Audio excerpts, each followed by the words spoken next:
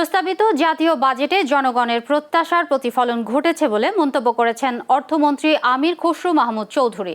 রাজধানীর ওসমানী স্মৃতি মিলনায়তনে অনুষ্ঠিত বাজেট পরবর্তী সংবাদ সম্মেলনে তিনি বলেন, দেশের সব শ্রেণী পেশার মানুষের প্রয়োজন ও স্বার্থ বিবেচনায় রেখেই এবারের বাজেট প্রণয়ন করা হয়েছে।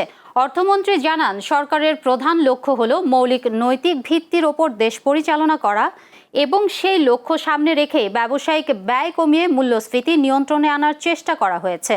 সম্পদের সীমাবদ্ধতার মধ্যেও বাজেট করা কঠিন ছিল বলেও এ সময় মন্তব্য করেন তিনি। সংবাদ সম্মেলনে অর্থমন্ত্রী বাজেটের বিভিন্ন দিক, সরকারের উন্নয়ন অগ্রাধিকার, কর্মসংস্থান, বিনিয়োগ বৃদ্ধি এবং অর্থনৈতিক চ্যালেঞ্জ মোকাবেলার কৌশল তুলে ধরেন। পাশাপাশি অর্থনীতিবিদ, ব্যবসায়ী মহল এবং সাধারণ মানুষের বিভিন্ন প্রশ্ন ও উদ্বেগের বিষয়ে সরকারের অবস্থান ব্যাখ্যা করেন।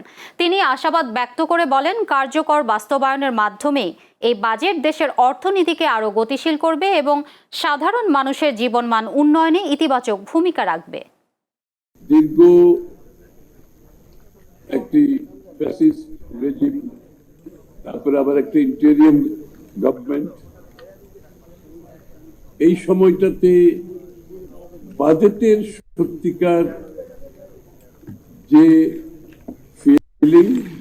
বাজেটের সত্যিকার যে কার্যক্রম, যেটা জনগণের চিন্তার প্রতিফলন ঘটার কথা, সেই বিষয়টা জনগণের ইচ্ছায়, জনগণের সম্মতিতে দেশ চালাতে হবে।